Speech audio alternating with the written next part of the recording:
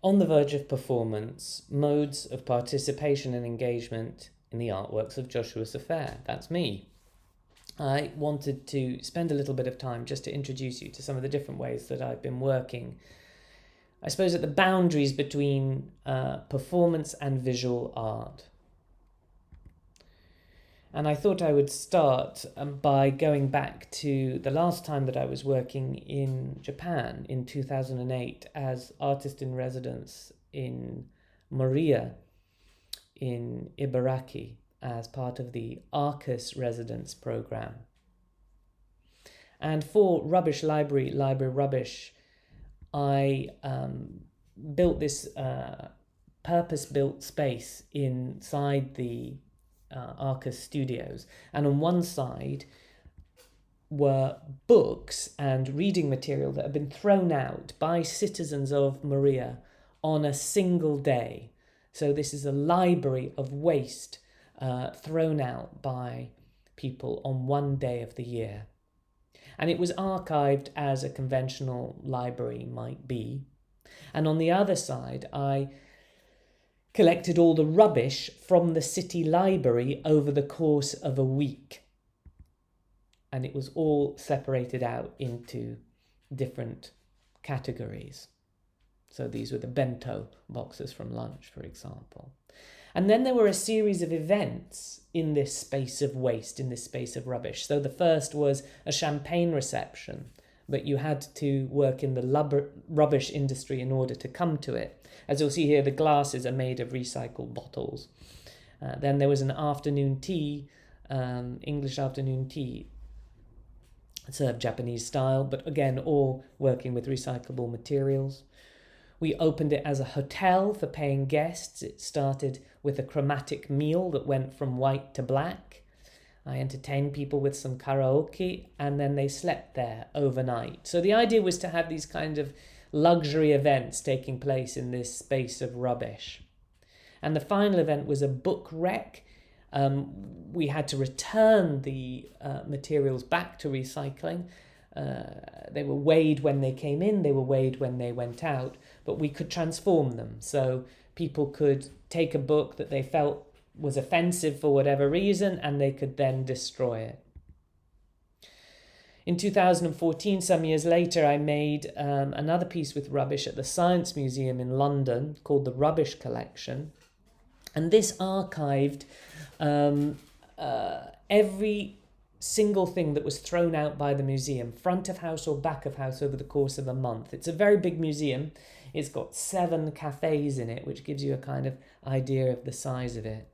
So in the basement of the welcome wing of the Science Museum, we created this space with these tables, sorting tables with gantries above with cameras in.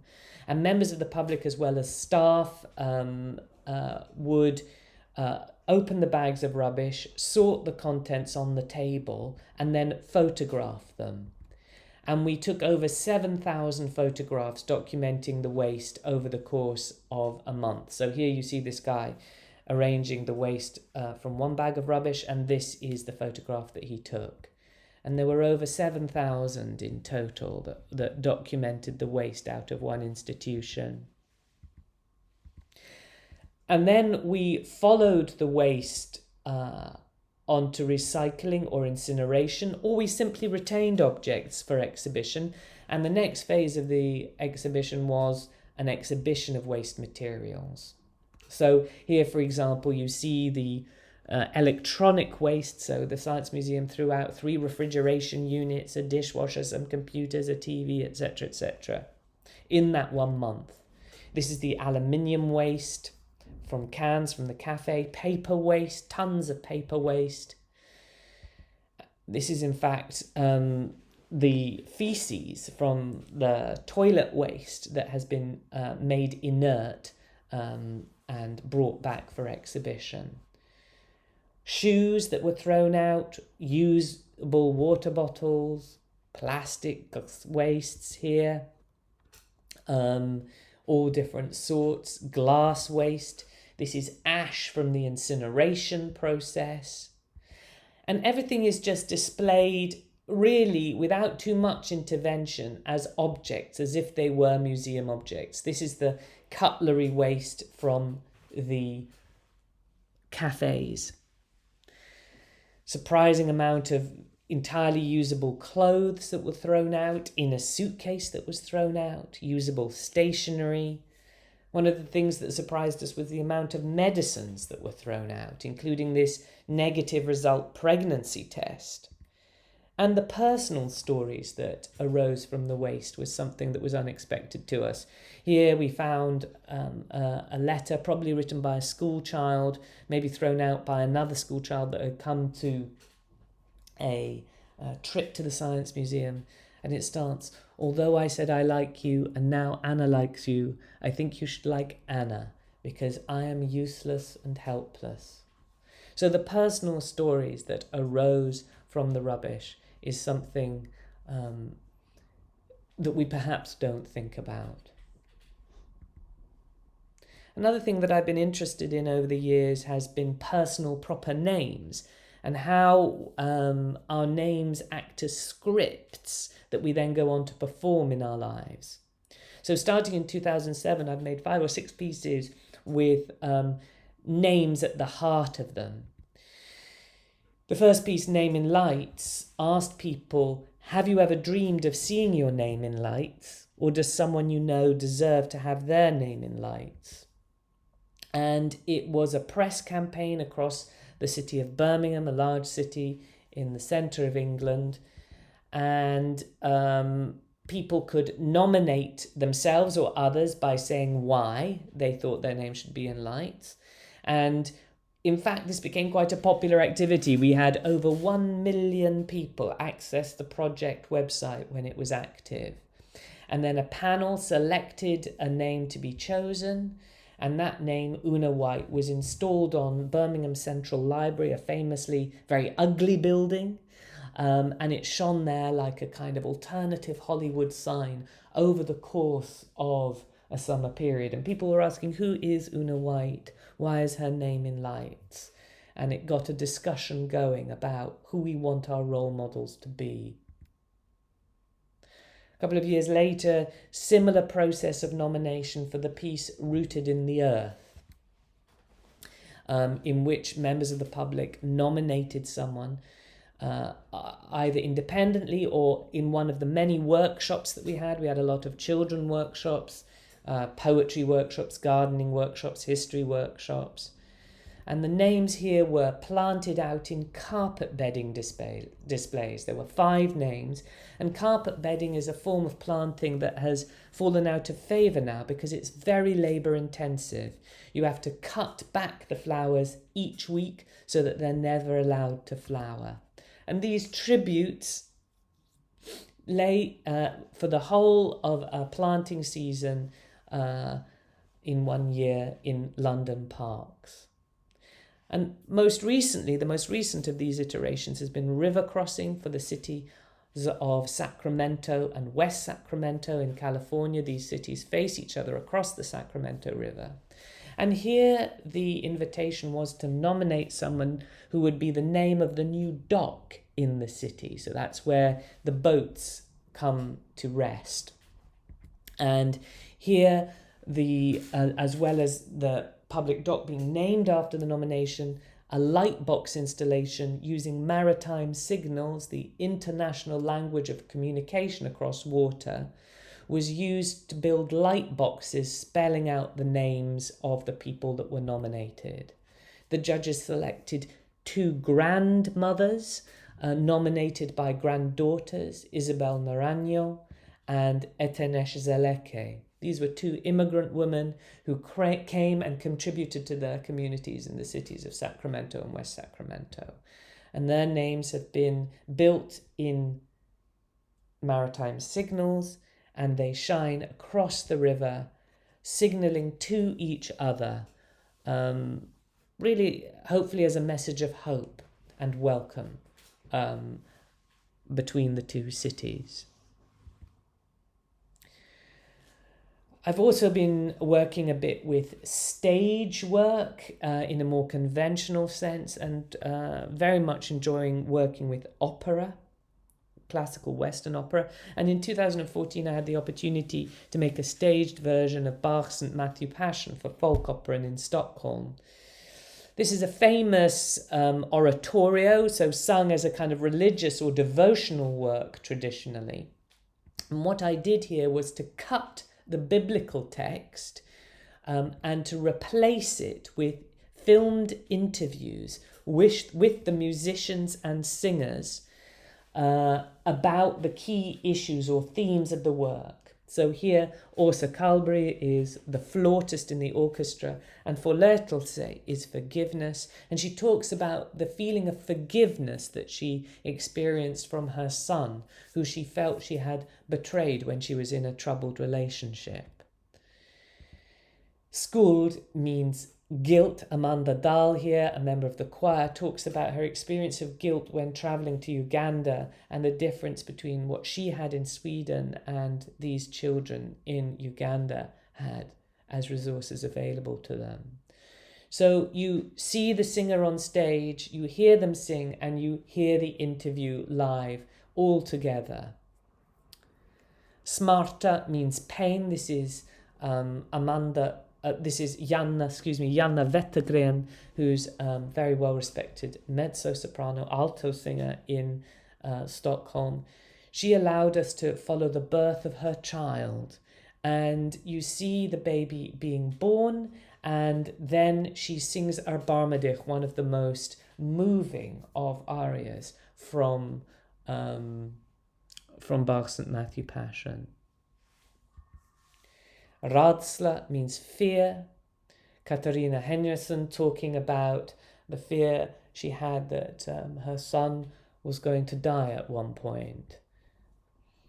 And she, again, you hear the interview with her from the screen and you hear her sing live on stage. So the idea here is to try and make a connection between the audience and the singers to deepen the aesthetic experience that you have of the music. Enselmat means loneliness here. Morten Winter talking about his experience of loneliness when he first arrived in Stockholm. And Kärlek means love. Hanna Holgersson, very well respected soprano in Stockholm, talking about her suffering from an eating disorder and the love and comfort she experienced from her husband in this moment.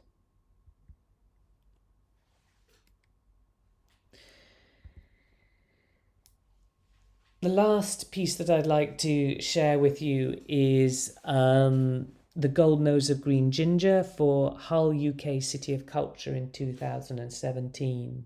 And this was a community space in a disadvantaged area in the north of Hull, which is in the northeast of England, in an area called Bransholme.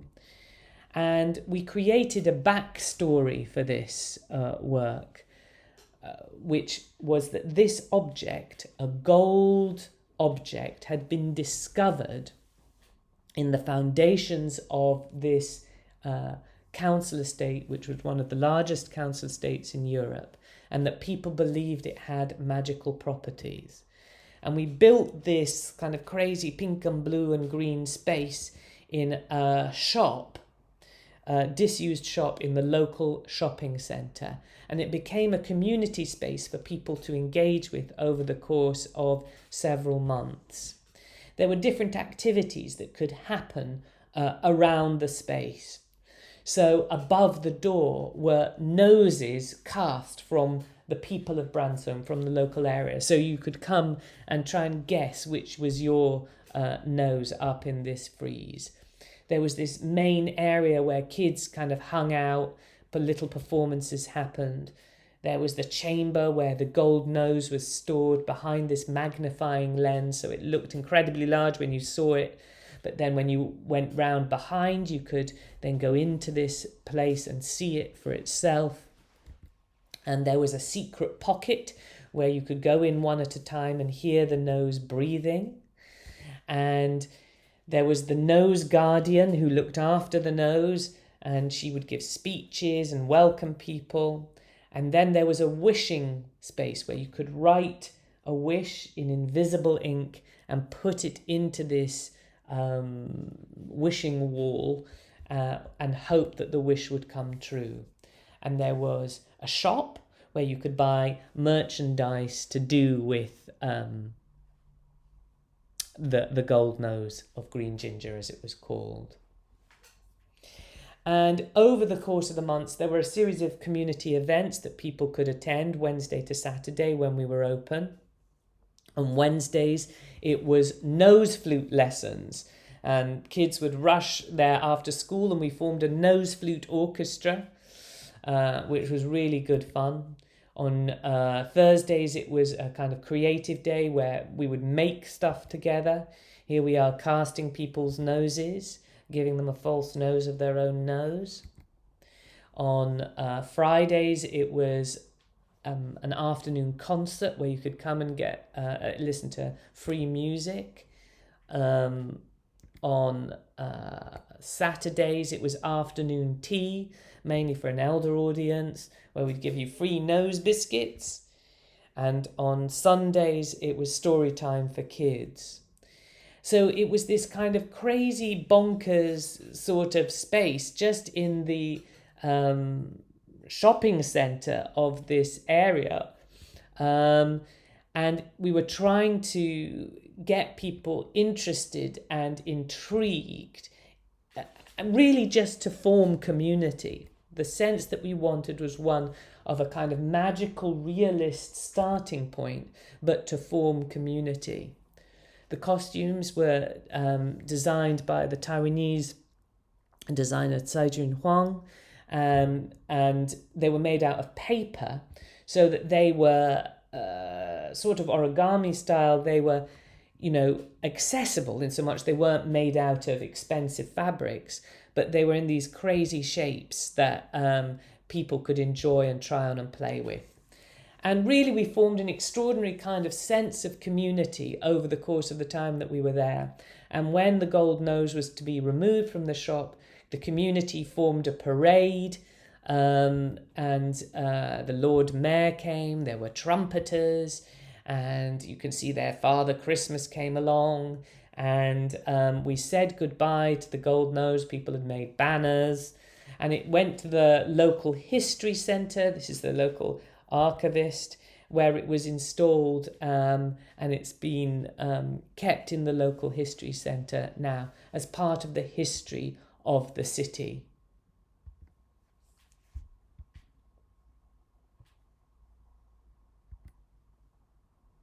And so for Tenjinyama this year, in this residence, virtual residence across 2 countries, I want to find somebody that was born in the same year as me, in 1972. And we will turn 50 next year. So we've both lived half a century. Perhaps we have similarities, perhaps we don't have. We've lived very different lives. But I would like to try and get to know somebody using video conferencing software, and to make a film with them about our lives, recorded in the video conferencing software, which says something about what it might mean to have lived for 50 years and to share this space, this digital space in the time of pandemic, as an opportunity to enter into each other's homes, kind of a literal in-residence. So a cultural exchange and a film formed between 2 people across nations on different sides of the world. So the process for that will be to find somebody first that would like to engage on this project with me. That was also born in 1972. And to ask them for their time as we talk to each other about our experiences of life and our hopes and dreams for the future. And I'm really looking forward to working with Tenjinyama Studio together on this project.